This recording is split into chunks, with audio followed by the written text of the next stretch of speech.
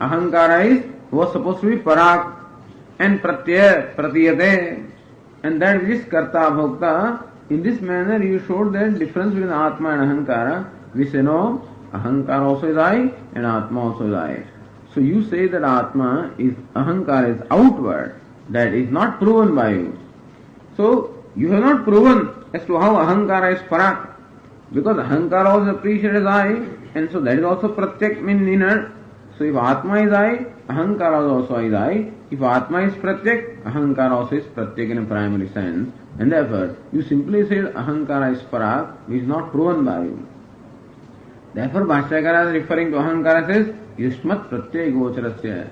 Here all along the intention is to separate Atma from Ahankara. Once that separation takes place, that Deha etc. can be easily separated from Atma. Where the confusion is, Ahankara is all the time taken to be I or Atma. So again and again this Aham Vritti is brought up in different ways. Now Purnananda says, Ahankara mukhya pratyaktvádiman ahmiti bhasyatvad atmat. This is Anumana. In the third line, Ahankara mukhya pratyaktvádiman. Purupakshi says, Ahankara is the one who is mukhya pratyaktvam. Primarily he is pratyak or inner. Why? What is the hetu? Ahamiti bhasyatvad. Bhasyatvad, because it shines as aham. What is the illustration? Atmavat. Like Atma also shines as aham, Ahankara also shines as aham. Therefore Atma is pratyak, Ahankara also is pratyak. So illustration is Atmavat. Atma is both pratyak as well as aham. In Ahankara there is aham, therefore pratyakvam also gets proven. Ahankara is paksha. Where hetu is there, what? Aham. Aham vrittitvam is there. Atma is illustration where that ahamiti bhasyamanatvam is there and pratyakvam also is there. And therefore we say that Ahankara also is pratyak. Iti prayoge ahamiti bhasyatvam kim kevala ahamakara karyada vritti bhasyatvam ahamakarita sakshi bhasyatvam vayadi vikalpya. Now again, when you say that Ahankara also shines as I and Atma also shines as I, then ahamiti bhasya. What do you mean by shining as I? Kevala ahamakara karyata vritti bhasyatvam or ahamakarita sakshi bhasyatvam. Is it something that is sakshi bhasya? So ahamakarita sakshi bhasyatvam, there is ahamakarita sakshi and ahamakarita vritti. A vritti also is aham akara and sakshi also is aham akara. So when you say shines as I, it shines as what? As a sakshi or purely as aham akara vritti. It is vikalpya hetu dushane bhashyasham sphudi karodi aham vritti iti. And so says Ratnaprabha, aham vritti bhasyatvam ahankara nasti kartru karmatva virodat chid bhasyatvam chidatmana nasti iti hetu asiddhi. All along this contradiction Ahankara and Atma is pointed out because hetu and sadhya cannot be found in one place. Aham vritti bhasyatvam ahankara nasti. Ahankara cannot be illuminated by aham vritti. Kartru karmatva virodhat, because aham vritti, if ahankara is illuminated by aham vritti itself is ahankara. Ahankara cannot illuminate itself because then it becomes the illuminator as well as illumined. And so aham vritti bhasyatvam ahankara nasti. Kartru karmatva virodhat. Chid bhasyatvam is there in ahankara. Ahankara is what? Chid bhasya hai. Meaning illumined by chit. But that chit bhasyatvam is not there in chit. Because chit again, it cannot illuminate itself. Karma kartru virodhat. So chit bhasyatvam chidatmani nasti iti hetu asiddhi. Where your hetu, what is the hetu here? Ahamiti bhasyatvat. That hetu itself cannot be proven. Hetu must be present in both paksha as well as drishtanta. Atah buddhyadehe pratibhasatah pratyaktvebhi parattvadikam mukhyameveri bhatah. Bhava. Atah, therefore, buddhyadehe pratibhasatah pratyaktvebhi. Pratibhasatah means what? Apparently. So says ahankarasya sakshi bhasyatvam na chid vyatirikta vritti bhasyatvam anyatha karma kartru virodha syat. Ahankara is illumined by Atma. Ahankara doesn't illumine itself. Otherwise, illuminator and illumined will be in one location. So, Ahankara is illumined by Atma. So, Prakasha Atmani Karma Kartru Virodhadeva Na Chidbhasyatvam. And Atma cannot be Chidbhasya because again Karma Kartru Virodha is there. Ahankara cannot be Aham Vritti Bhasya and Atma cannot be Chidbhasya because otherwise Karma Kartru Virodha will be there. Pratibhasada Bhrantiruva Pratyakshana ityartha. The idea is that Ahankara on account of Bhranti alone is taken to be the Pratyak or the Atma, but really Ahankara is that which is illumined by Atma. And therefore, that which illumines Atma alone is primarily Pratyak, and Ahankara, even though by error is taken to be Pratyak, there is no reason for you to take Ahankara to be Pratyak because Ahankara is Jada, and that is illumined by the Atma, therefore doesn't qualify to be Pratyak. Ahankarasya mukhya Pratyaktvadikam nirasya Parattvadikam sadhayan karmadharam jnapayati. Therefore, Ahankara is called Yushmat Pratyay Gochara. What is Yushmat Pratyay Gochara? Yushmat means Parat. Tachasau Pratyaya means Pratiyade iti Pratyayascha Asau Kartrutvadi Vyavahara Gocharascha Tasya iti Vigraha. Ahankara is Yushmat Pratyay Gochara. Atma is Asmat Pratyay Gochara. But Asmat is that which shines to the Aham Vritti. And that is of the nature of shining. And Gochara means that which is revealed by the Aham Vritti. Ahankara is Yushmat Pratyay Gochara. That which is Yushmat means Parak means outward. Pratyaya means Pratiyate, that which is illumined. And Gochara, that which is appreciated as Karta, Bhokta, etc. So Kartrutvadi, Vyavahar Gochara. Ahankara is Vyavahar Gochara because it is appreciated as Karta, Bhokta, etc. Ahankara is something that is illumined. It is Pratiyate, it is Pratyaya. And Ahankara is Parak, it is outward compared to the Atma. These points have all been mentioned earlier. But then, when the occasion comes here, he again brings them up to show how Bhashyakara makes this point by using proper words. All these points have been made earlier by the Tikakara himself in the background, in the Bhumika. But now, they are just that there was a reason for his Bhumika, and that reason lies in Bhashya, is what is being pointed out here.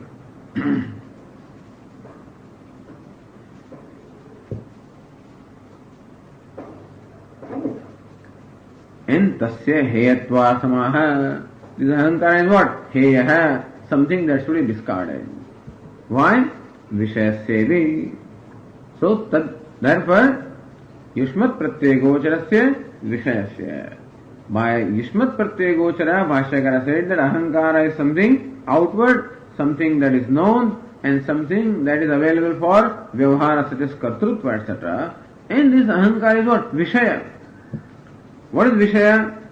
Shing Bandhane. Vishaya word is derived from the root C. V plus C. C means what? Bandhane. Visinoti, Badhnati, iti Vishaya. So the place where you find the derivative meaning of the word Vishaya. Rudi, the common meaning of the word Vishaya is what? Object. That which can be objectified is called Vishaya. But the derivative meaning is what? That which binds this Vishaya. And Ahankara is called Vishaya in a derivative sense because it binds you. So Vishnoti, Visheshena Badhnati you can say. That which very well binds is Vishaya, is iti Vishaya tasya ityartha. And therefore, that which binds you should be given up. Ahankara is that which binds you, and therefore, heyatva samaha. It is heya means it should be something that is discarded. Otherwise, you don't mind the error also. Suppose by taking myself to be Ahankara, if I can live my life happily, there is no problem. All this discussion would not be necessary if you are happy. All the discussion becomes necessary because we are unhappy. Now, what's the cause of unhappiness? Not elsewhere. Cause of unhappiness right here. What is that cause? That error that we are committing. Why are we committing error? Because Ahankara is so close. Therefore, it is mistaken to be Atman. Each time, therefore, there is an attempt here to distinguish between real Atma and Ahankara. Ahankara is called imposter. Who is imposter? One who poses to be what he is not. Somebody can come as a police officer to our home, knock at the door and enter the house and then pull out a gun. That fellow is what? An impostor. He is not a police officer but claims to be a police officer. The one who is not genuine claims to be a genuine person. And Ahankara is an impostor. He claims to be Atma and creates all this havoc in our life. That's where all the difficulty is. And since we take him for granted, it is like the Agatha Christie story, The fellow is investigating. He himself is the culprit. Amazing. You will never know until the end who is the culprit. The fellow is right here, very much involved in the drama and so playing such an important role, he himself turns out to be a culprit. And similarly also this Ahankara, who has always been passing as Atma and who has been innocently taken as Atma, has never been subjected to inquiry. That impostor that is so clever and is so effective that we don't even suspect that he may be an impostor. And so nobody suspects that Ahankara is an impostor. That's why again and again this is brought up. Even at the cost of repetition. That Ahankara is limited, is jada, and is something that is illimit bhasya. Atma is limitless, is Chetana and Bhasaka or Sakshi. This distant difference between Ahankara and Atma is sought to be brought out again and again so that we can see the error that is being committed. As we say, if Ahankara did not create problem, we can support him, we don't care. Alright, you can stay with us. We'll feed you twice a day as long as you do not create any problem. But this fellow stays here and creates all problems. So Ahankara, claims his Atma and creates all this havoc. Therefore, he is what? Heyaha. He is one who should be discarded because it creates problems. It creates all these complexes in us. The moment I call myself an individual, I distinguish myself from other individuals. The moment there is a distance or distinction between other individuals, I always compare. Because there is a need on my part to feel good. I cannot accept myself as a bad person or as an incomplete person. And therefore, there is a need on my part to find that I am acceptable. So there is a need on my part to be an acceptable person. I cannot accept myself if I do not live up to my image. And what is my image? I must be better than others. Or at least as good as others. Then alone I can accept it. Otherwise I can't accept myself. I keep on looking around and find somebody who is better than me and then start suffering. Anyhow, I may be the richest man in India. But then I look in Germany and say, no, I am not as rich as that person. And that is enough for me to suffer. So all the wealth that I have is of no use because I do not have what that German doesn't have. And when I become as rich as him, some Japanese will be even richer than me. And when I become as rich as him, some American will be richer than me. And even if I am the richest today, I am not as rich as what Rockefeller used to be 55 years ago and therefore. Or I will not be as rich as what somebody else will be 93 years from now. And that is how that Ahankara creates all these complexes. Ahankara means sense of individuality, and that is where Atma is cut into pieces. And the moment you cut yourself into pieces, you become unacceptable to yourself. And then you try to bloat, try to become big, like that little frog in the well. So when that little frog mother and the frog child, so when the well got flooded, that frog child jumped out and inadvertently went around and then got scared and came back and reported to mother. Mother, I saw something very huge today. What do you mean huge? Because mother had never gone out of well. So she was the biggest thing she had known. And here the child comes and reports, Mom, I saw something very big today. As big as, not bigger than me, Mom, bigger than you. Then she started bloating, Then she filled up the air in her stomach and then swelled. As big as this? No, Mom, even bigger than that. As big as this? And ultimately, how big can the frog go? It got burst. And thus we try to bloat by filling air in here and ultimately it get burst, This is the life. And who does all this? Ahankara does all this. Otherwise you don't mind. But Ahankara, therefore it says, It is heya. We should recognize this impostor and we must learn or we must anyhow become free from that. That's why it's called Vishaya. Yushmat pratyaya gocharasya Vishayasya. Well, then he has a whole army. Ahankara is a whole army called Buddhi, Manaha, Indriyani, Deha and all kinds of things. Each of them binds. Once I am bound by the Ahankara within, everything in the creation has the ability to bind me. As Mahatma Gandhi says, we are not really slaves of this British, we are slaves of ourselves. When you are slave of yourself, then alone somebody can enslave you, otherwise nobody can enslave you. And similarly also, we are bound by this Ahankara to begin with, and then everybody will find that complex. I am so and so. The cow does not have a complex, therefore it is not bound. It doesn't have a complex there, it does not have shapely horns. No problem. Cow is therefore vimukta. All animals are called vimuktaha. They are free. At least they don't have the kind of suffering that we have.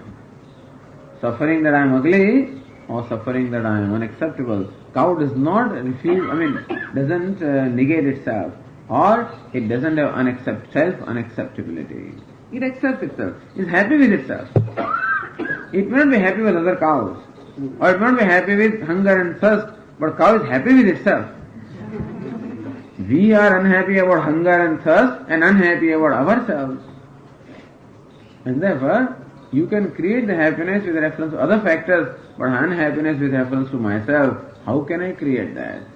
So, that ahankara is the main culprit. Therefore, heyaha, tasya heyatvartamaha vishayasyati. So, vishinoti badhnaditi vishayaha tasya ityarthaha. So, vishinoti, but anyway, vishinoti, just that sa gets transformed to sha by the sandhi rule, but that the vishaya comes from si, that's why it is visino. That's all vishaya. Vikal. Atmani anatma tad dharma adhyasaha mithya bhavatu. Okay, so now how much we have discussed? Ityataha asmat pratyaya gochare vishayini chidatmake yushmat pratyaya gocharasya Vishayasya adhyasah mithya bhavitum yuktam. That is Vishaya, adhyas of the object or that which is denoted by Yushmat Pratyaya is not possible upon Atma. Why? Atma is Asmat Pratyaya Gocharaha. That which is revealed through Asmat Pratyaya.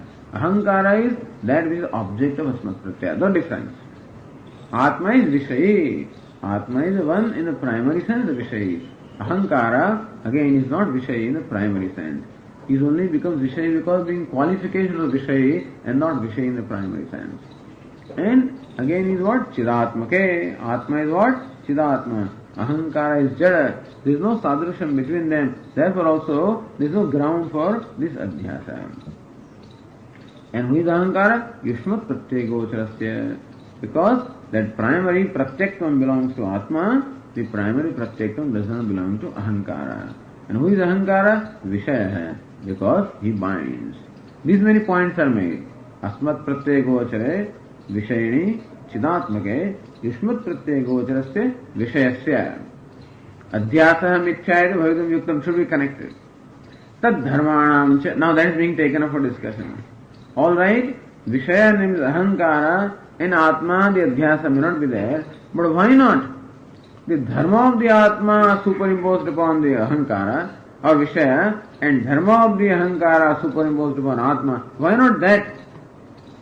So tad dharmana vi adhyasa mithya bhavitum yuktam. That part is now being taken up. Say Ratna Prabha, Atmani anatma tad dharma adhyasa mithya bhavadu.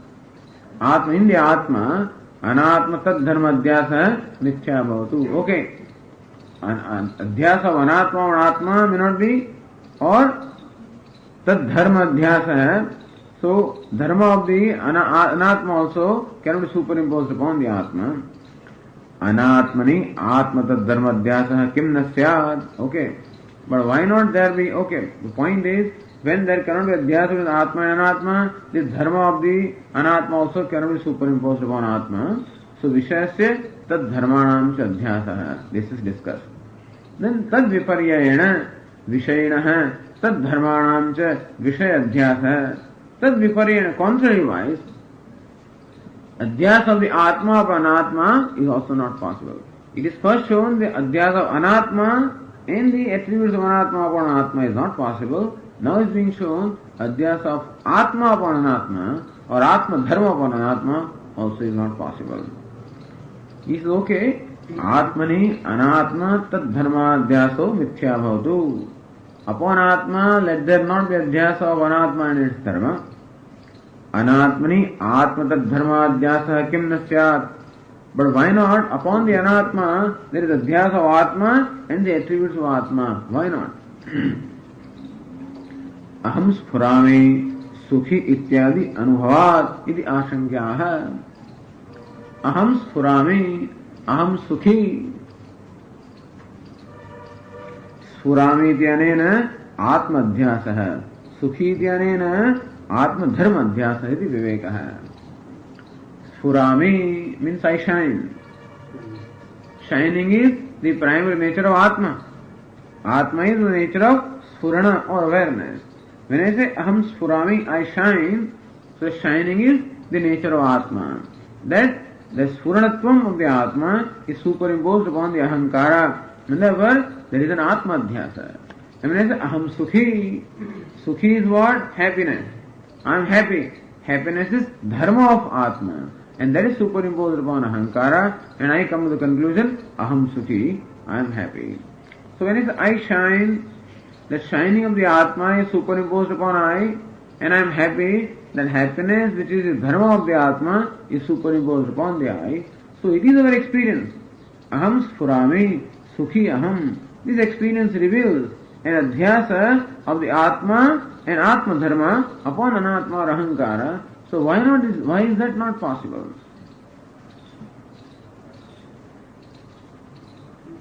Ityadi anubhavat iti ashankyaha tad viparyayena. That is Bhashya. Tad viparyayena means contrary wise. Now that compound is explained. Tad and viparyayena. Says, tad is what? Tasmad anatmanah विपर्ययः विरुद्ध स्वभावः चैतन्यम् इत्थं भावे तृतीया चैतन्यात्मना. That's the idea. So that is what? Tasmad viparyayena. Tasmad is fifth case. From that means what? Anatmana. With reference to anatma, atma is what? Totally contrary wise. Viparyayena, viparyaya viruddha swabhava chaitanyam. Anatma is jada and atma is totally contrary to his chaitanya. Itham bhave tritiya. What is itham bhave? Itham bhave is itham bhava vaishishyam. Prakriti vaishishyam nama abhedah. Itham bhave tritiya means abhedena tritiya. So tad viparyena. Viparya is what? Chaitanyana chaitanyatmana. Chaitanyatmana sthidasya. Atma who obtains as something that is totally contradictory to anatma, and atma that obtains as chaitanya or awareness. In that, so that which obtains awareness, chaitanyatmana vishayanaha tad dharmanam chaya ahankarado vishadhyasah saha mithyayati nasti iti bhavitam yuktam. So idea is that atma who obtains as chaitanya upon so chaitanya of that atma, the adhyasa of Atma and the Atma Dharma upon Anatma also is not possible. Adhyasa samagri abhavat. Because that samagri or the requirement of adhyasa is not there. Samagri must be there. If you want to make shira, there must be samagri. That flour must be there, ghee must be there, and sugar must be there, samagri must be there. If you want to make a shirt, samagri must be there, cloth must be there, and whatever. Similarly for adhyasa, samagri must be there. And adhyasa samagri is not there, therefore adhyasa of atma upon anatma also is not possible. Samagri abhava.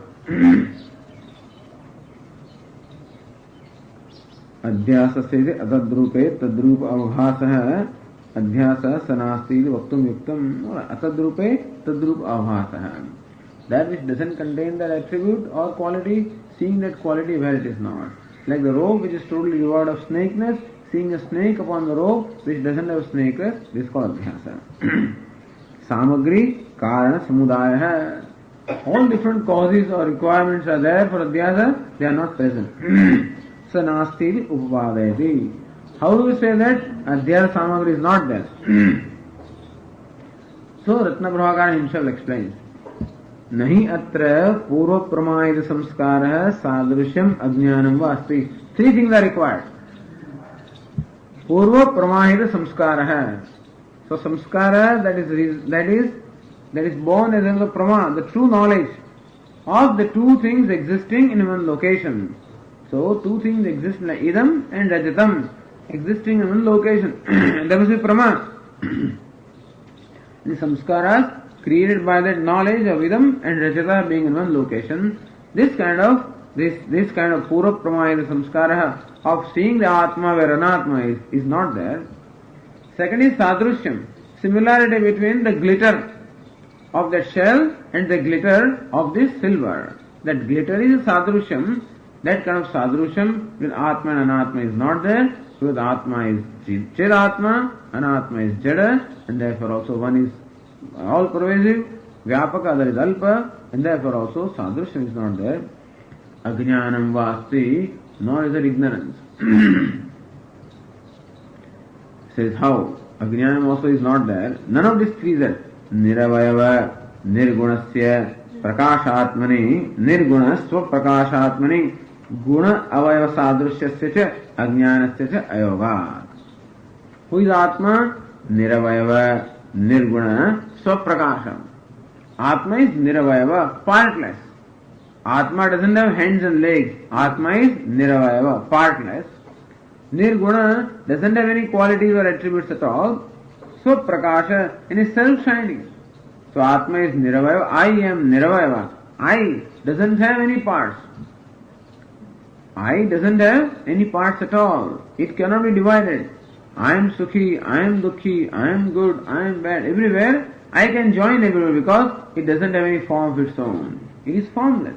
I is formless and therefore partless. Also I doesn't have any attribute or quality. Therefore it can join with any quality. And I is what? So Prakasha. It always shines, whether you want it or not. Therefore, when Sukha Vritti shines and I also shine, there is an error. Aham Sukhi. Dukkha Vritti shines, I also shines. I keeps on shining. Dukkha Vritti shines, Aham Dukhi. Kartrutva shines, Aham Karta. Bhoktrutva shines, Aham Bhokta. Success shines, I am successful. Failure shines, I am failure. I gets joined everywhere because I is always self-effulgent, shining aparokshata. And the vritti also shines. And therefore, there is an error between the two. But then Atma is what? So Prakasha. And therefore, Guna, Avayava, Sadrushya, Ajnanasya, Ayoga. Sadrushya can be, similarity can be two ways, in qualities and in Avayava. For example, the rope. Rope has a certain length, that is Avayava. Rope has a certain curvature, Avayava. And snake also has a similar length, and snake also has a curvature. So there is Avayava Sadrushyam.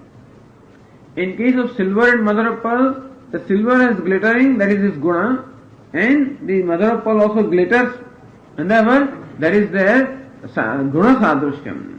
Glittering is the quality of silver, and that is found in mother of pearl. So there is guna Sadrushyam or similarity in guna, therefore there is an error. With rope and snake, Avayava Sadrushyam. Similarity in their parts or the body, and therefore also there is adhyasa. So Guna Sadrushyam must be there or Avayava Sadrushyam must be there. Atma is Nirguna, it cannot have Guna Sadrushyam. Atma is Niravayava, cannot have Avayava Sadrushyam. And Atma is shining by itself. There cannot be ignorance. Ignorance can be there where something must be illumined. See, I can be ignorant of somebody standing there because that person standing there must be illumined by my eyes in order to register the presence. So wherever there is an object of sense or object of mind, I can be unaware of somebody's sentiment if my heart is not tuned up. I can be unaware of somebody's presence if my sense organs are not tuned up. I can be unaware of somebody's thinking if my intellect is not tuned up. For me to become aware of the Vishaya, it requires always an illumination by awareness, through the mind or the sense organs. But awareness requires to be illuminated by whom? By none. So everything other than Atma must be proven. Everything other than Atma must prove its existence. Pramana is required. Pramana means a valid means of knowledge is required to prove the existence of everything other than Atma. Whether the world is there or not, that also requires my sense organs. Otherwise, world is not there. In the dream, when the sense organs are not functioning, this world is not there. Whether mind is there or not also requires the illumination by Sakshi. In deep sleep, that is also not there, so mind also is not there. So, for the mind to prove its existence, it must be illumined. For the sense organs to prove their existence, they must be illumined. For the world to prove its existence, that also must be illumined. Because they are all jada, they are all paraprakashya, they require someone else to illumine them. There can be ignorance pertaining to them. Ignorance can be there where the means of knowledge is required, and if the means of knowledge is not operating, then ignorance can be there. In case of Atma, self-shining, you don't require any means of knowledge. You don't have any doubt whether I am there or not. Where I am is a problem. But I am, there is no problem. Where am I? Somebody may ask, waking up from the sleep in the afternoon, you wonder, where am I? But that I am is not problem. I is self-shining. That I am conscious, no problem. What I am conscious of can be a problem, but that I am conscious. So I is self-shining. And there cannot be ignorance of Atma, understand. I can never be unaware of myself. I can never be unaware of myself because I am awareness myself. Atma is awareness, and therefore I can never be unaware of myself. Atma is the nature of awareness and knowledge. How is ignorance possible there? Ajnanam is not possible. So inasmuch as Atma is Niravayava, that Avayava Sadrishyam is not possible. Atma is Nirguna, Guna Sadrishyam is not possible. Atma is Swaprakasha, and the Ajnanam is not possible. So Sadrishyam and Ajnanam, and of course Purva Pramahita Samskara, this Samagri that is required for the Adhyasa, for the superimposition of Atma upon Anatma, or the Dharma of the Atma upon Anatma, that Samagri not being there, that Adhyasa also is not possible. Every time they give different kind of reasons so that to reveal some more facts about Adhyasa. All this would have been applicable earlier also, but anyway,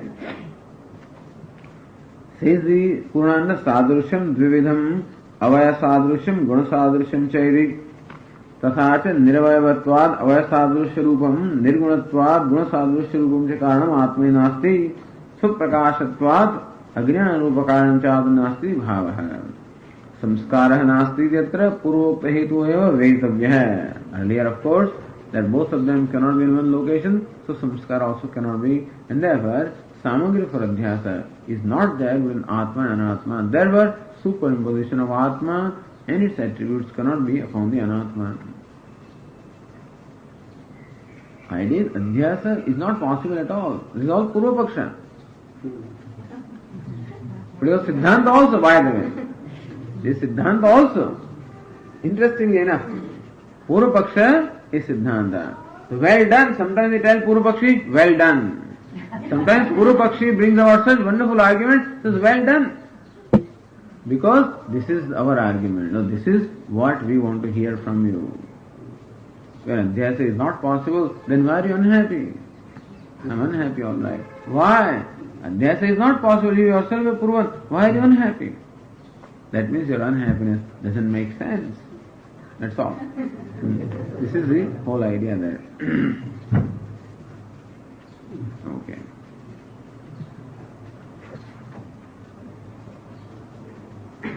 Om Purnamada Purnamidam Purnat Purnamudachyate Purnasya Purnamadaya Purnameva Vashishyate. Om Shanti Shanti Shanti. Shankaram Shankaracharyam Omkarashyata Shabdasya Dvavetau Brahmana Pura Kancham Litva Viniryatau Tasman Mangalika Bhugau. Om Atha Om Atha Om Atha Pratyay Gocharayoho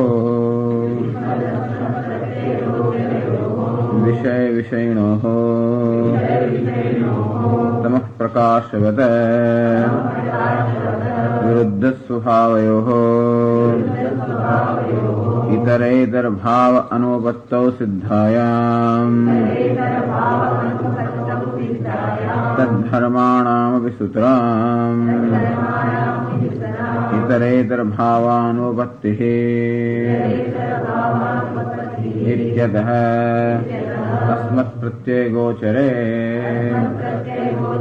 विषयिणे चिदात्मके युष्मत्प्रत्ययगोचरस्य विषयस्य तद्धर्माणाञ्च अध्यासः तद्विपर्ययेण विषयिणः तद्धर्माणाञ्च विषय अध्यासः मिथ्येति भवितुं युक्तम्।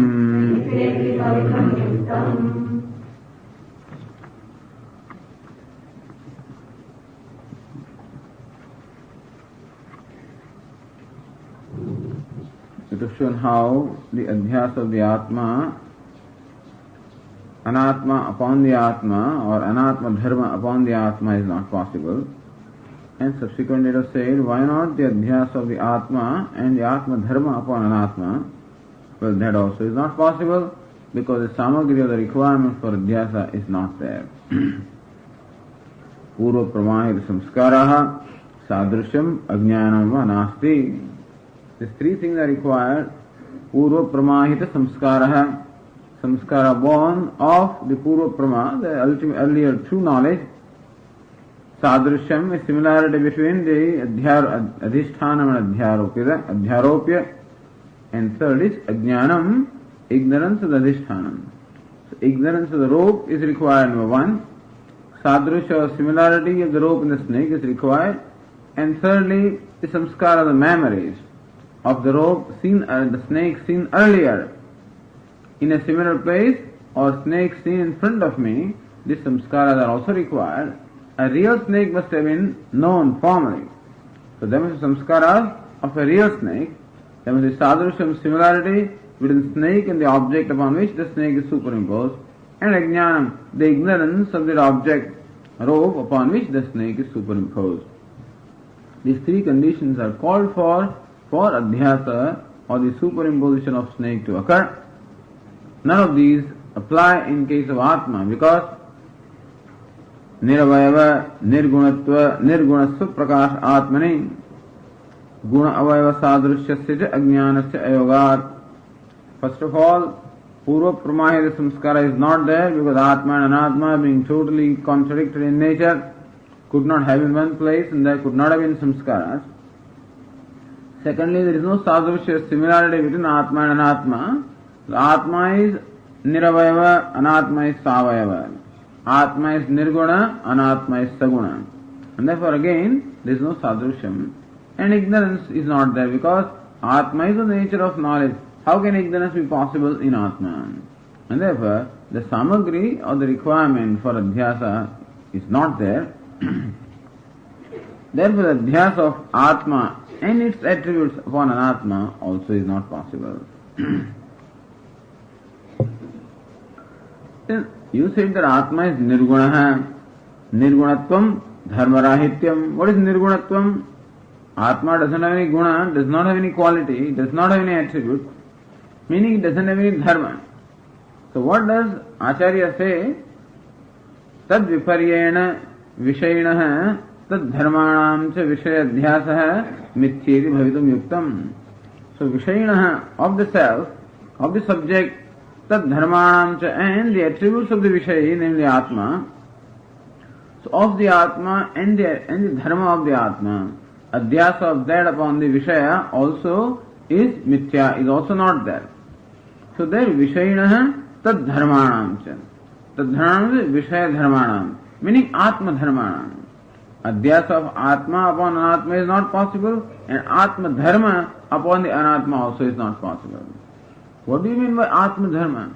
We thought that Atma is without any attributes, without any characteristics at all, and here you are saying Atma dharma. Does Atma have characteristics? or attributes or what? Anatma and Anatma Dharma, of course Adhyasa of Anatma is not possible, but what is this Atma and Atma Dharma? So on the page 28, this question is raised here, just to clarify that Atma Dharma is a term that we use only in a figurative sense. Atma does not have Dharma in a primary sense, and still we do say Atma is what? Satchit Ananda. So Satchit Ananda, existence, awareness, fullness.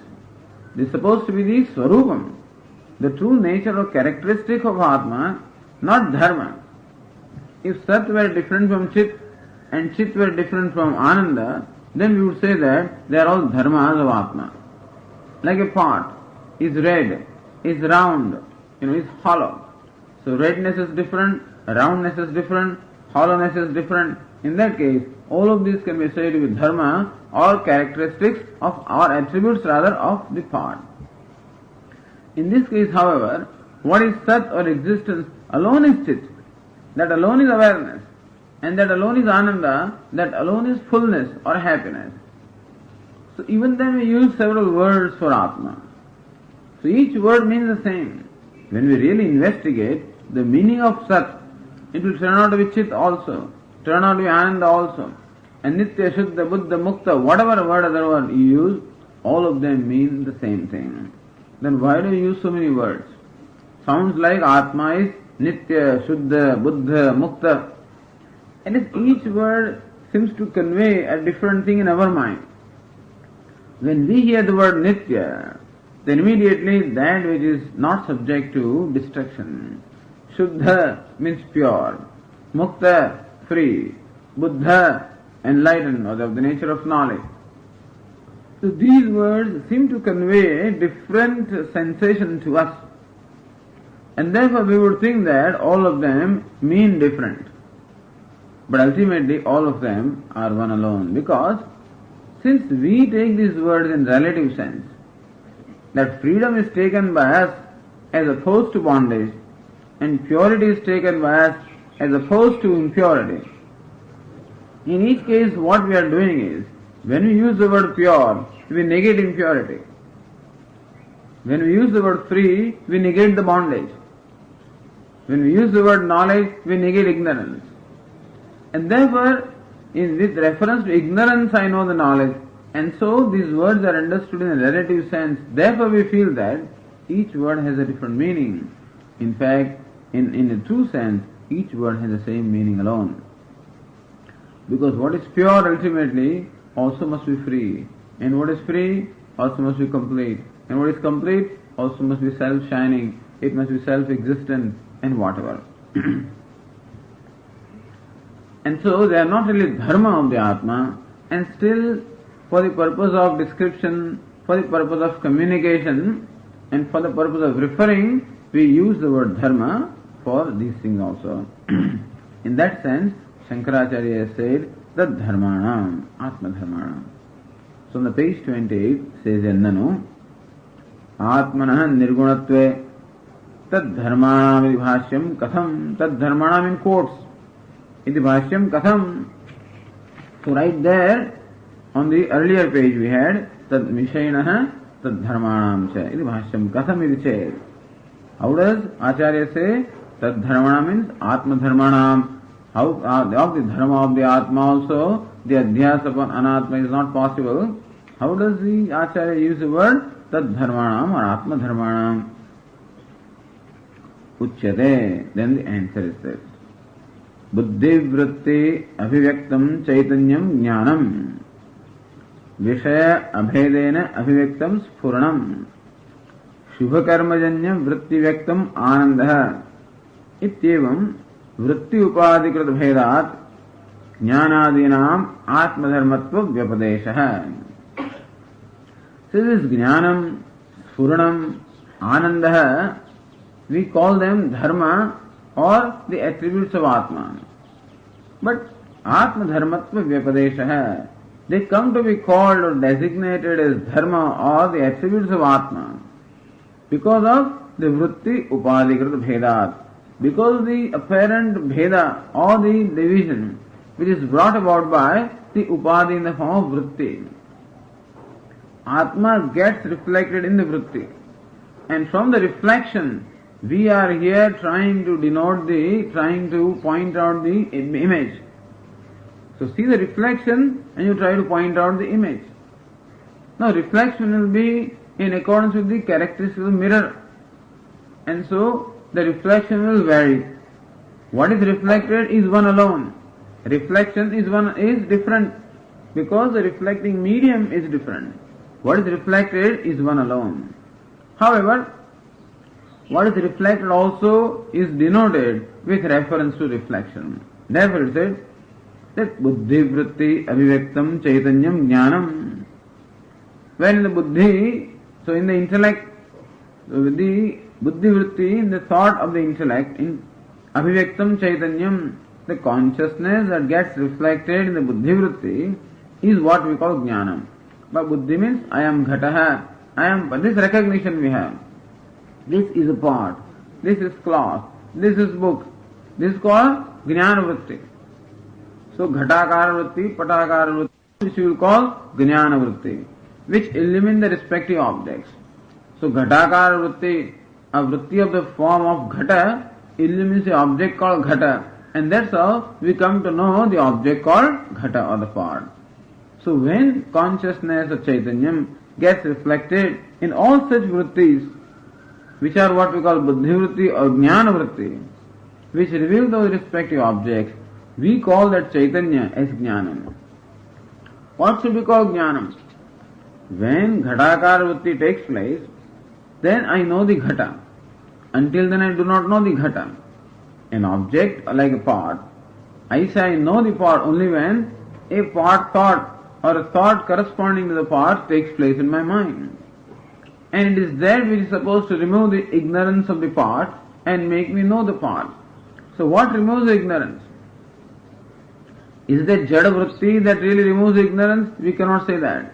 And therefore, that consciousness reflected in that ghatakara vritti is what really removes the ignorance of the ghata. And therefore we say that this consciousness reflected in the ghatakara vritti is ghata jnanam, pata jnanam, matha jnanam, the knowledge of the pot, knowledge of the cloth, knowledge of the room, knowledge of the book, and so on and so forth. And therefore, since that actually illumines the relevant objects, therefore that vritti is called, the Chaitanyam reflected in such vrittis is called jnanam. Because it reveals different objects. Vishaya abhedena abhivektam sfuranam. Then what happens? A pot shines. So pot shines. As ghatakara vritti takes place, this is a pot. I know the pot. The pot shines in front of me. What shines? Pot again is nothing but ghatakara vritti with what we call the consciousness reflected in that. Because wherever vritti is, the consciousness or awareness will be reflected. Just as wherever the mirror is, well, it will reflect whatever is in front of it. If there is a bucket of water, it will reflect the sun if it is shining. And so also if there is a thought or a vritti, it will reflect awareness or Atma. So there is a sfuranam, there is a recognition takes place, this is a pot. So ghata shines in that vritti. And therefore, ultimately what shines? Is the consciousness shines as ghata. And therefore we say that, so Vishaya abhedena abhivektam sfuranam, that consciousness itself shines in the form of ghata. There is abheda or oneness between consciousness and ghata. Because in the ghatakara vritti, the consciousness gets reflected. There is a tadatmya like the taptaya of pindavat, and therefore it is consciousness that shines in the form of ghata. So we call that sfuranam. Knowledge of ghata and then appreciation of sfuranam of ghata. And shubha karma janya vritti vyaktam anandaha. And then in the mind when what we call sukhakara vritti takes place. So vritti or thought form, the nature of happiness takes place. How does the mind become happy? When my mind becomes happy, then the consciousness gets that reflected in that mind is called happiness. How does happiness occur? Shubha karma janya. As a result of my past shubha karma or good action, my mind becomes happy. Mind doesn't become happy because of anything else. although the nimitta must be there, that I obtained or I got an object which I like, and therefore I became happy. But I got the object that I like because of punya karma. Or even when I get the object that I like, then also I may not necessarily be happy if by then my mood has changed. So what I liked at one time, I may not like when I get it. Or even if I like it, my mind may be preoccupied with something else and this thing may fail to make me happy. I love my child, but when I am worried about my job and when I come home, the child also doesn't give me happiness. It's not now. So idea is that we think that the mind becomes happy because of some external situation. Not really. Mind becomes happy only because of the result of punya karma. If you want to be happy, do punya karma. Don't bother about acquiring objects, etc. because they never give happiness in a vyavaharik sense. In the vyavaharik sense also, happiness comes only as a result of punya karma and not as a result of any object or any contact. They have best food, but I may not enjoy it if the punya is not there. There is a stomach ache, some acidity is there, headache is there, and therefore the best thing does not give me happiness. It requires good prarabdha, which is what we call shubha karma. But anyway, whenever mind becomes happy, and they say that is a result of past punya karma, then the chaitanyam that gets reflected in there is called ananda, because jada vritti cannot be happiness. Happiness also must be chaitanya. And so the chaitanyam that gets reflected in the vritti is called ananda. Thus, we call that bimba or the reflecting awareness by different names depending upon where it gets reflected. The same bimba or the awareness which gets reflected in different vrittis gains different names depending upon the upadi.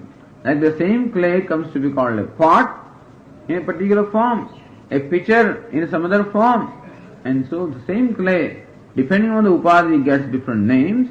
Similarly also, same atma or awareness, depending upon the vritti where it gets reflected, gains different designations, even though the thing is one alone.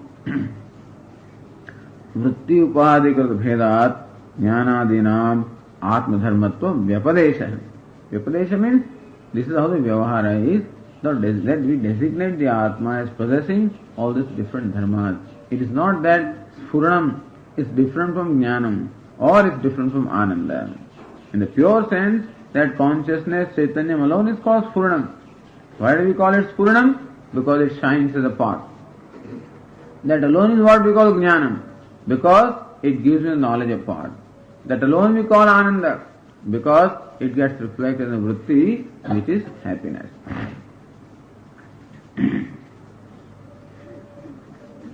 Jnanamityānena pratyaksha anumityādikam uchyate. Sphuranamityānena pratyaksham shubha karma. So, when you gain knowledge by pratyaksha or anumana, etc., and you come to know that there is fire, that's called jnanam.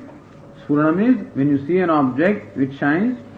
Shubha karma dhyanena shubha karma hetuka dharma madhuryādi rasavastu bhakshanādikam uchyate. So when shubha karma, your punya karma, so when it gets fructified, then you get madhuryādi rasabhakshanam. Then you come to eat something which you love to eat, like madhurya, So sweets and all these things come before you as a result of the fulfillment of punya karma.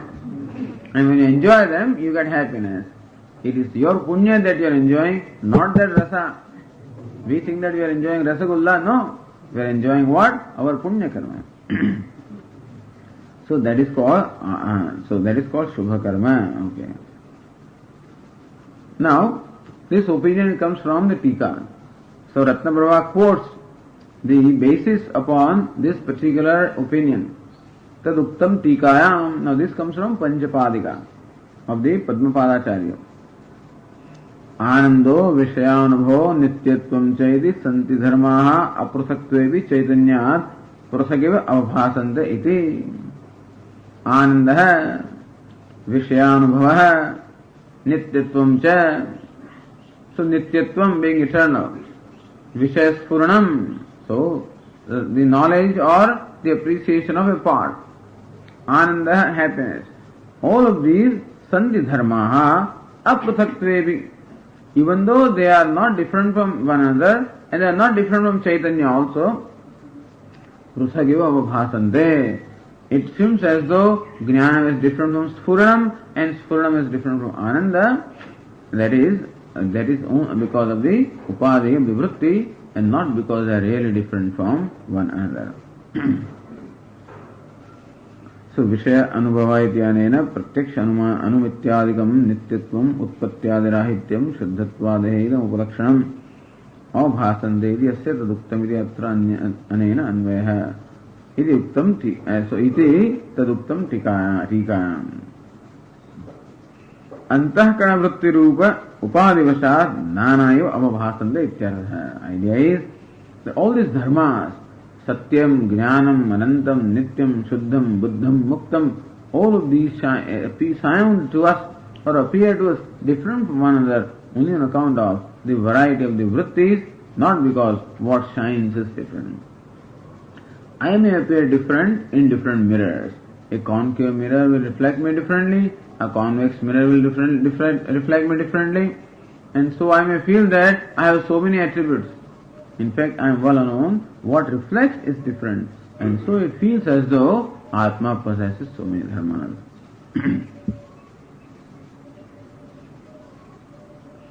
Advaitamate adhyasa samagriya bhavat aham sphuram ityadi sthale jnana adhyasah artha adhyasasya na sambhavati iti tarkikadi purvapakshitaatparyam adhyasa akshepa upasamhara vyajana avishkaroti ataha iti.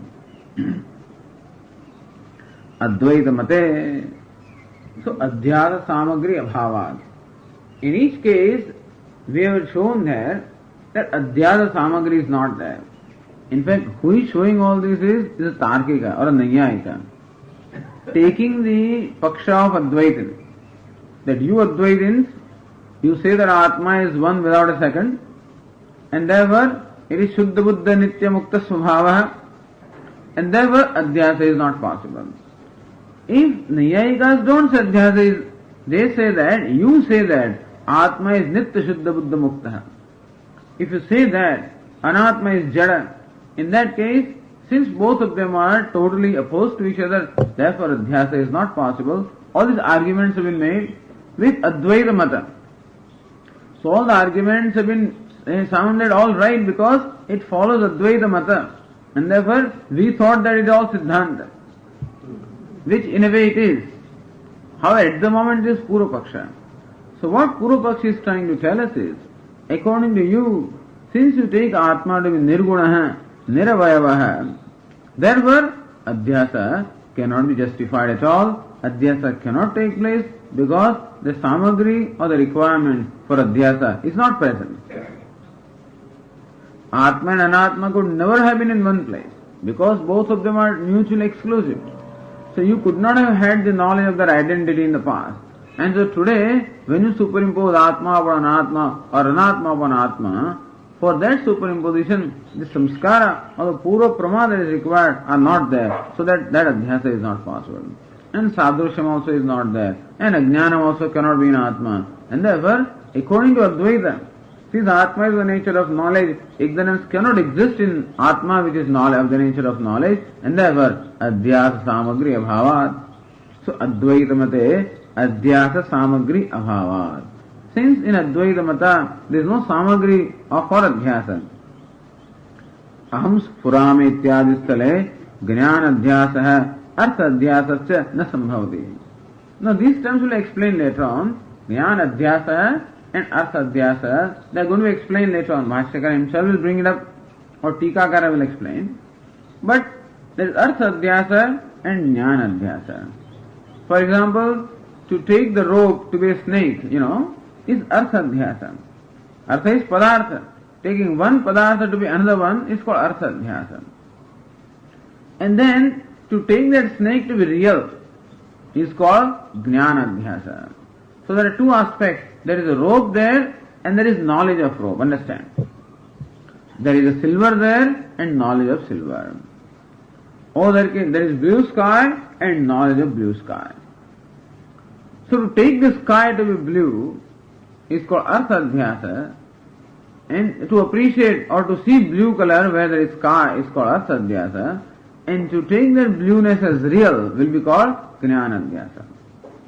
So appearance of the sun rotating around the earth will be called Arthadhyasa, and taking that rotation to be real is called Jnanadhyasa. So appearance can be there because of the situation. Because earth is rotating around the sun and we cannot see the rotation of earth, therefore we will see the earth, sun rotating around the earth. Sun rising, sun setting, all of that. So that is Arthadhyasa, appreciation.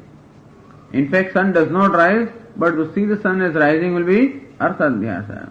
But to believe that sun is rising, to believe that sky is blue, to believe that there is silver there, to believe that there is snake there is mirage water, to believe that that water is real, this will be called Jnanadhyasa. So mirage water also will shine, whether you like it or not, because we are not created. As far as snake is concerned, well, of course it is a problem with my mind. As far as mirage water or blue sky or rising sun, etc. is concerned, it is not my creation, it is creation of Ishvara. That's how the Srishti is. And so optical illusion takes place. It's not that I have created the illusion. And so because of optical illusion, when these things shine, well, that is what we call Arthadhyasa. But to believe that they are real, that is called Jnanadhyasa.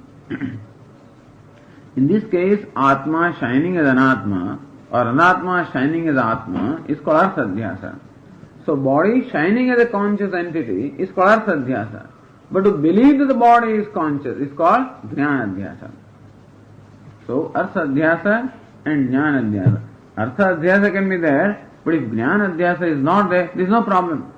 So body may appear to be conscious, alright, but you know that it is not conscious, then fine. So body may appear to be I, alright, but you know that it is not I, then it's alright. So Arthadhyasa could be there, but if Jnanadhyasa is not there, then samsara is not there. That will come later on. So the point is that this kind of Arthadhyasa, Jnanadhyasa can come only if Arthadhyasa is there. Only if the mirage water appears, then alone the question of taking it to be real comes. So we should talk of Arthadhyasa, meaning taking Atma to be Anatma, Anatma to be Atma. This Arthadhyasa and then Jnanadhyasa that arises from that, na sambhavati, because for such an adhyasa, samagri is not there. Iti tarkikadi. This whole sentence that we are reading every day is a tarkika sentence. युष्मद् अस्मत् प्रत्यय गोचरयोः विषय विषयणयोः तमः प्रकाशवद् विरुद्ध स्वभावयोः इतरेतर भावानुपत्तौ सिद्धायां तद्धर्माणां विसूत्रां इतरेतर भावानुपत्तिः इत्यतः. All this statement is made by whom? By Tarkika, meaning by Naiyayika. By Tarka he says that adhyasa is not possible. Tarkika adi means other fellows also. Purva pakshi tatparyam adhyasa aksheva upasamhara vyayana. So this is the upasamhara of adhyasa akshepa. Akshepa is negation, questioning. Adhyasa is not possible. He questions the very adhyasa. And he questions it why? Because that is where the root of the Vedanta is.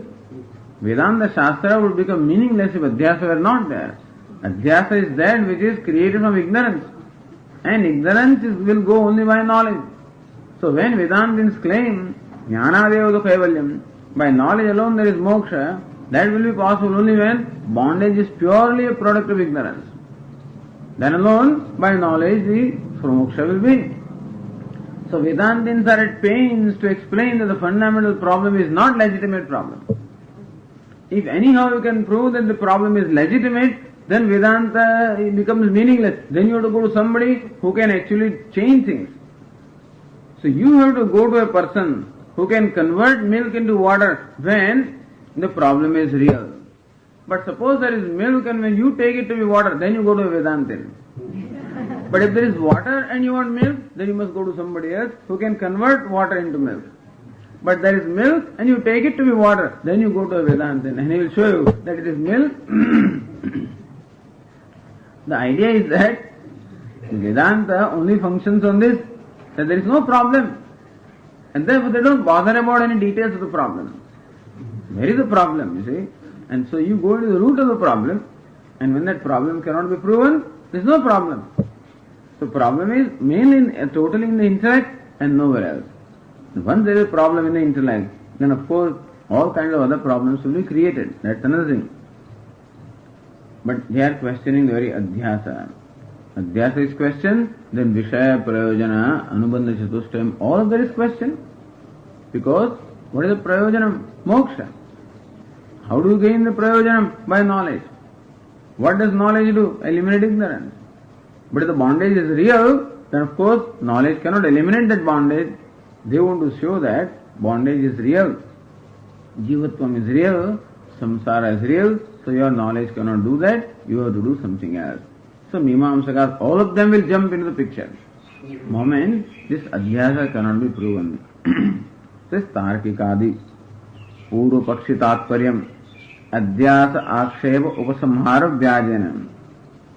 By way of or in the name of being the Upasamhara of this Adhyasa, Puru Paksha, Avishkarodi, this Puru Pakshi Tatparyam. What is the Tatparya? Why did you discuss all these things so many days? What is behind your mind? That is important. What is his intention? That Tatparyam Avishkarodi. Ratnaprabha says, Ataha Nirguna Brahmatmattvamate Ahankaromeiti Pratitehe Arsasya cha Adhyasatva Yogat Paramatvam Aham Narahidi Samanadikaranyasya Gaunattvamiti Matam Asthayam. Ataha, therefore, Nirguna Brahmatmattvamate. So this is Advaita Mata, which says Brahma, Atma is what? Brahman, which is Nirgunam. So Nirgunam, that is Brahman, that alone is Atma, that is the Mata of Vedantins. In that Mata, Aham Karomi, I do something. No, you cannot prove that between Atma and Anatma there is Adhyasa. If Adhyasa is not proven, then Aham Karomi, I do something, that becomes what? It becomes a reality. So understand that if you cannot show that Aham Karomi is a product of Adhyasa, because Adhyasa does not make sense, therefore Aham Karomi, this conclusion on my part that I am a doer, that I am doing something, or I am Aham Sukhi, Aham Dukhi, all of this, I am happy, I am unhappy, all of this, if you cannot prove that it is product of ignorance, then it must be real. They say that since Adhyasa is not possible between Aham and Atma and Anatma, therefore Sukhi Aham, Dukhi Aham, Samsari Aham, all of this is what? Real. So it is Pratiti. It is Prama in fact, meaning it is true knowledge and not Brahma. We are saying, Vedantin wants to say, Aham Dukhi is a Brahma. And so it doesn't accept Dukkhitvam. If you accept Dukkhitvam, then there is a question of solving it. If you don't accept Dukkhitvam, then there is no question of solving it. And therefore, according to Vedanta, there is no problem at all. But suppose you prove that Dukkhitvam is real, in that case, the solution will be of a different kind. If you prove that Dukkhitvam is not real, solution is of one kind. If Dukkhitvam is proven to be real, solution is of another kind. That they will propose. Moment you prove Dukkhitvam to be real, then you must go to Mimamsakas and Tarkikas. If Dukkhitvam is not real, well then Vedantin will tell you, But since Adhyasa is not tenable, is not logical, therefore they said that Aham Dukhi or Aham Sukhi or Aham Karomi, this kind of concepts that we have, they are in fact real and not, they are Brahma and not Brahma. They are not delusion, but they are real. Iti pratitehe. Pratitehe means jnanasya. Arthasya cha adhyasatva ayogat. So jnana adhyasa and artha adhyasa. So artha adhyasa is that mutual identification of one with the other, Atma with the Anatma. That is not possible. And therefore, the knowledge arising of Sukhiyaham, Dukhyaham, that also is not possible. Pramatvam aham karomi iti pratitehe pramatvam. Therefore, this concept that we have that I am happy, that is taken to be what? Real. It is true. So Atma is truly happy and truly unhappy. Pratitehe Pramatvam Yathartha Anubhavatvam. So, that experience that you have, I am happy or unhappy, is it real experience? Arthasya Pramatvam tu Abhaditatvam. And therefore, you cannot negate it. It is something non-negatable. Artha is real, meaning it cannot be negated. And Jnanam is real, meaning it is not Brahma. इति भेदः परमात्म इत्यस्य उत्तरेण इति शब्देन अन्वयः परमात्मम् इति iti gaunatvam iti that comes, so paramatvam iti, this is what the Purvapakshi has to say. Now, his Purvapakshi, he says, if you say that sukhi aham, dukhi aham, this is prama, meaning this is the true knowledge. Then when I say aham naraha, manusyoham, or I am a man, I am a woman, would that also be taken to be prama? If every experience that you have, happy I am, unhappy I am, then a man I am, woman I am, that also will not be taken to be real. Because that also is a knowledge. Since you don't accept Vadhyasa at all, then this particular notion that I have, that I am a man, I am father, I am woman, well, that also will not be taken to be real. And if you say that I am a man is real, in that case, I is reduced to the body. Because man is nothing but the characteristic of the body. And when I declare I am a man, I am declaring myself to be body. If that is real, then Atma becomes body. Then this Dehatmavada Prasanga. Now what happens is, even the Mimamsakas and Tarkikas don't like to accept that. All of them wish to say that Atma is different from body. Thank God. Only Charvaka will be happy to hear this. There are those materialists will be happy to hear that Atma is body. The modern scientists also will be happy to hear because body is Atma. However, otherwise, no Vaidikas accept Atma as body. Even Mimamsakas, Karmakandis don't accept because they are planning for heavens. And when you are performing action here, so that you can enjoy the results in heaven, that cannot be possible if this body were Atma, because this body reduces to ashes right here. And they still promise you the heaven, so you must be different from the body. And therefore, everybody accepts Atma to be different from body. So all these Purvapakshis who accept Atma as different from body, but they accept Atma as Karta Bhokta. Funny. That Atma is Karta Bhokta alright, but not body. They only halfway, they don't go full way, that's the problem. So we say that if you accept that Kartrutva, Bhoktrutva is real, then this Naratva, that I am a body also, or I am man, that will also have to be taken as Prama by you and not Brahma. He says, no, that will not take as Prama. He says, Aham Naraheti Samanadikaranyasya Gaunatvam. Samanadikaranyam is employed in many ways. If the two things are identical, then also Samanadikaranyam is there. Like Tattvamasi, where Tat and Tvam are identical, so Tat and Tvam are placed in the same Adhikaranam, same locus. But then, Mahadutpalam or Sugandhi Utpalam, when you say that this flower is big, this lotus is big and fragrant, then fragrant is not big and big is not lotus. And still all of them are in the same Adhikaranam because there the relationship is one between adjective and substantive. And also, Tvam Indraha, you are Indra. When we say, it is praising that fellow. He is not Indra. He is just an ordinary fellow. But sometimes we say, Hamara Raja Beta, my child is Raja, a king, so we say. That means what? He is just praising him. But that king and Beta are placed in the same Adhikaranam, in the sense of Stuti.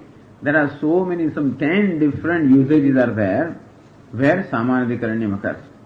So just as Samanadikaranyam, or the same locus is there, doesn't mean there is Abheda. Of course, Aham Karomi, that is Samanadikaranyam, there they want Abheda of Aham and Karta.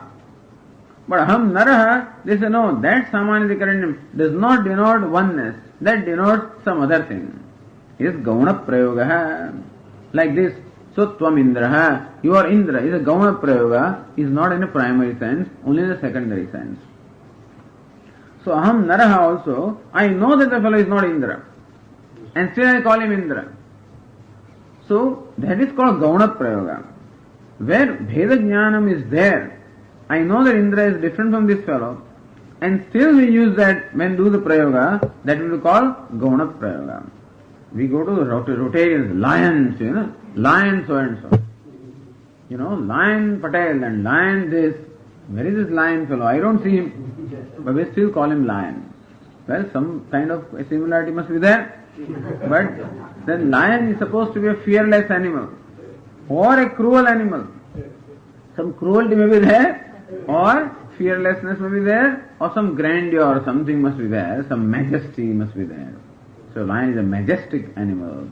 And so that majesty, the tiger doesn't have majesty, it's like a cat. The fellow is quick and strong, all right, but majesty is there in lion. And so when you call him lion, majestic. And so this fellow is not lion, but we still call him. So I know that he is not lion, and still we call him lion because the gunataya, there is some quality of lion that is similar to the quality that this fellow possesses, and therefore on account of similarity in the guna or quality, that is called Gauna Prayoga. Gauna means Prayoga based on guna. So similarly, Aham Naraha, he says, is a Gauna Prayoga. Now he answers, Aham Nara is not Prama.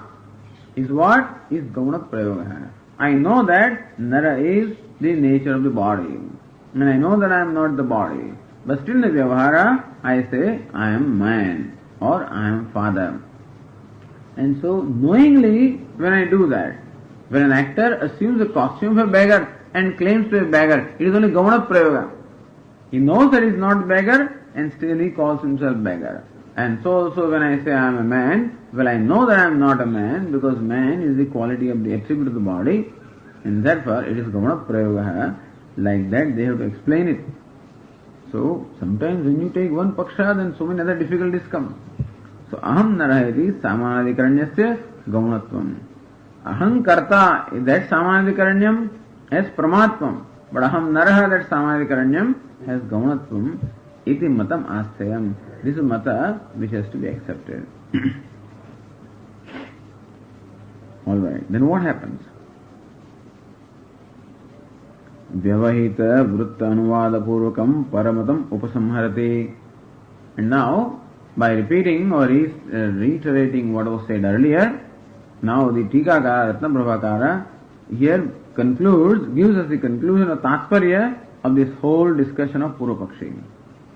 Says Tathacha Bandhasya Satyataya Jnanat Nivrittirupal Asambhavat Baddha Muktayo Jiva Brahmano Aikya Yogena Vishaya Sambhavat Shastram Na Arambhaniyamidi Purvapaksha Bhashya Tatparyam. Tathacha, in accordance with all the discussion that we have had, Bandhasya Satyataya Jnanat Nivrittirupal Asambhavat. This is what we said in the earlier beginning itself. Since the bondage is real, a real bondage cannot be eliminated by knowledge, and therefore by knowledge you cannot get mukti, you cannot get moksha, and therefore that phalam, prayojanam will not be served. By studying this Vedanta, you are not going to get moksha. You just come to know about things, all right, you won't get moksha. So prayojanam will not be served. Baddha muktayoho jiva brahmano aikya yogena. Jiva is baddha and Brahma is muktam. There cannot be identity between free and bound, between jiva and Brahma. Aikya yogena vishaya asambhavat. You claim that the Vishaya of Vedanta is Jiva Brahma Aikyam, but that Jiva Brahma Aikyam is not possible because both of them are contradictory in nature. So Vishaya Prayojana itself cannot be established because you cannot establish Adhyasa. Shastram na arambhaniyam. It says, Shastram na arambhaniyam na vicharaniyam. You should not spend your time in study of the scriptures. Go and do something. Shastram na arambhaniyam na vicharaniyam ityartha. Says the Purnanandya in the last lines, Pujitopi Vedanta Vichara na kartavyeti bhavaha. Even Vedanta Vichara, Pujitopi. So even though Vedanta Vichara has certain other phala, all right. Vedas are supposed to be sacred scriptures. So by repeating Vedas and by learning the meaning, it does give you, it is all reverential, all right. but doesn't give you moksha. It will give you some other phala. वस्तुतः प्रतीतितः व्यवहारतः शब्दतश्चैति चतुर्विध प्रयुक्तात् ग्राह्य ग्राहकत्व प्रयुक्ताच्च परस्पर ऐक्यादि अयोगत्व रूप विरोधात् तमः प्रकाशवत् आत्मना आत्म अनात्मनोः धर्मिणोः वास्तवतादात्म्यादि अभावे न धर्म संसर्ग अभाव इति तत्प्रमायाः असंभवेन तज्जन्य संस्कारस्य अध्यास हेतोः असंभवात् अतद्रूपे तद्रूप आभास रूप अध्यासः नास्ति. So what is the conclusion of all this? अतद्रूपे तद्रूप अवभास रूप अध्यासः नास्ति. अतद्रूपे तद्रूप अवभासः अध्यासः. Meaning असर्वभूतायां रज्जौ सर्पारोपः अध्यारोपः. Rajju which does not have even a trace of snake. So looking upon the Rajju or taking the Rajju to be snake, where Rajju is totally devoid of any snakeness, this is called adhyasa. Atadrupe, the Rajju which doesn't have snakeness, looking upon that as snake is called adhyasa. This adhyasa meaning looking upon Atma as alpa or parichanna, looking upon Anatma as Atma, or seeing the dharma of the Anatma upon Atma, or seeing the dharma of the Atma upon Anatma, this kind of adhyasa is not possible. Why? Because tat pramayaha asambhavena. This kind of a prama cannot be there according to you. According to Vedantin, this prama cannot be there because tamah prakashavat atma. So, tamah prakashavat virodhat. Since atma and anatma are totally contradictory or mutually exclusive like light and darkness, because paraspara aikyadi ayogat, because they are contradictory in nature, therefore aikya is not possible. And so there is so many contradictions. Vastutah, pratititah, vyavaharatah, shabdatascha. Vastutah, svabhavatah. One is pratyak, other is parag. One is inner, other is outer. Vastutah bhedah.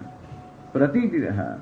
One is the nature of awareness, self-shining. Other is something that is illumined. And so that which is shining after. This shines itself. The Vishaya Anatma shines in borrowed light, and therefore the Pratiti also is of different nature. Vyavaharataha, Atma is appreciated as Aham Brahma, and the Anatma is appreciated as Karta Bhokta. Shabdatascha, Yushmat and Asmat. Even the Shabda also, Yushmat and Asmat also represent what? Totally mutually exclusive concepts. Iti chaturvida prayuktat grahya grahakatva prayuktvatcha. So these fourfold contradictions were pointed out, and further grahya grahakatva prayuktatvatcha. Then also Atma is grahaka, Anatma is grahya. Paraspara aikyadi ayogat. So aikya or tadatmya, either of them is not possible. The adi means tadatmya. So ayogatva rupa virodhat, on account of that virodha, because of the impossibility of either oneness or because of the identity between these two. Tamah prakashavat atma anatmanoho dharminoho. Since these two dharmi, atma and anatma, being mutually exclusive, vastava tadatma the abhave, a real tadatmya or real aikya cannot be there.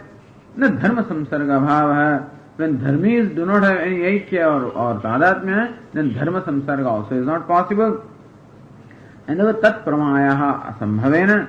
And therefore that prama of the atma anatma aikya or tadatmya or the dharma is not possible.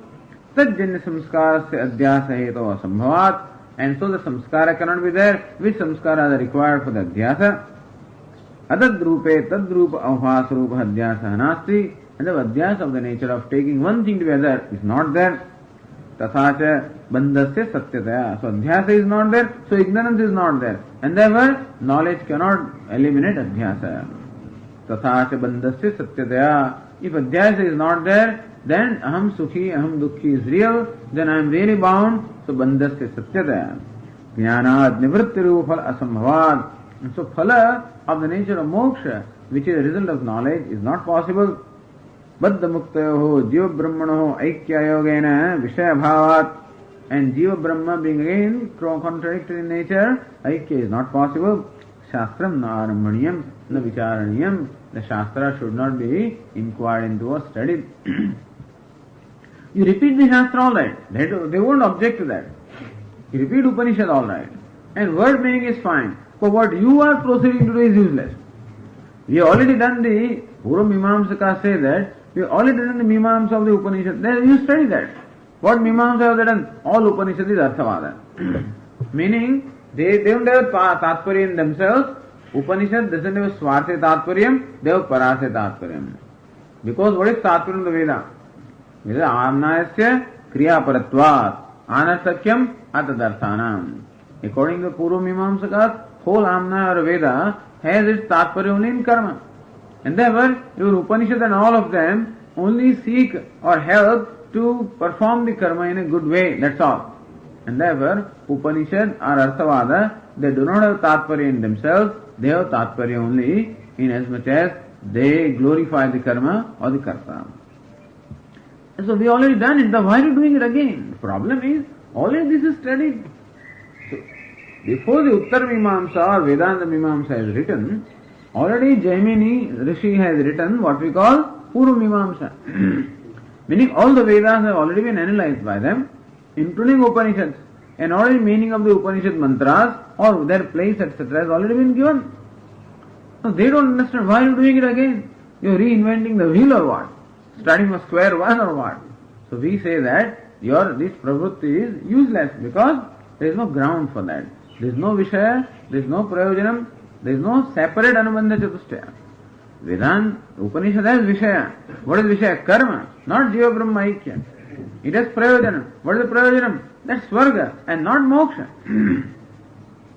So Vishaya, Prayojanam, Anubandha Chatushtaya, all of that has already been established by us. Then what new are you trying to do?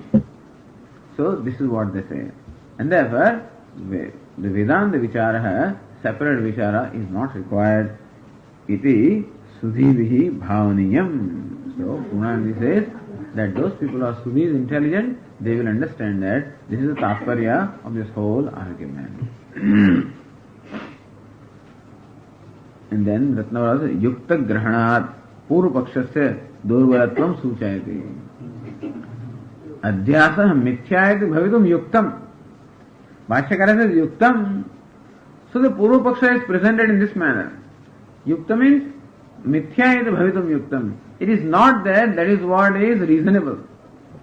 Idea is that Adhyasa is not proper that Adhyasa should be there.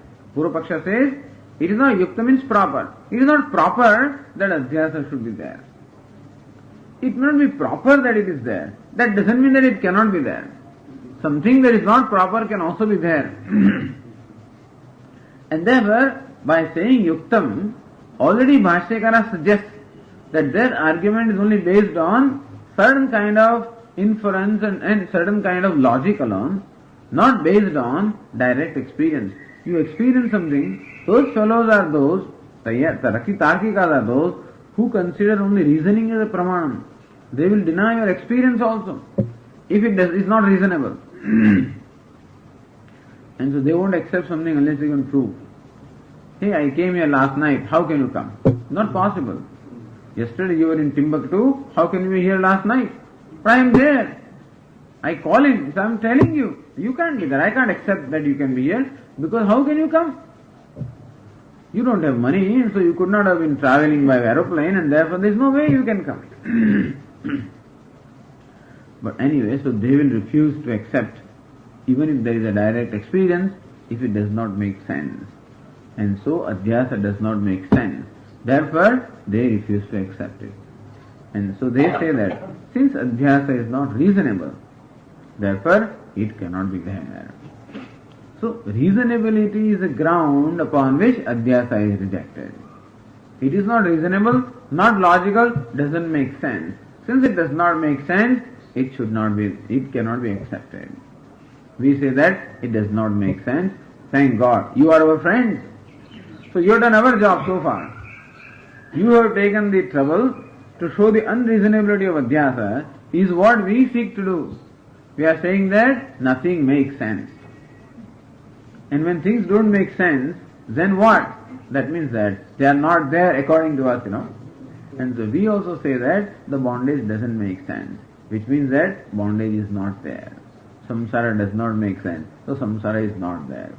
And so very often, therefore, people will go a long way to argue out a case against you just to favor you or just to prove your point.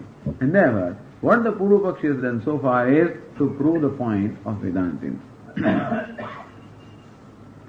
Durbalatvam sujitam, this adhyasasya or this Purva Pakshasya durbalatvam.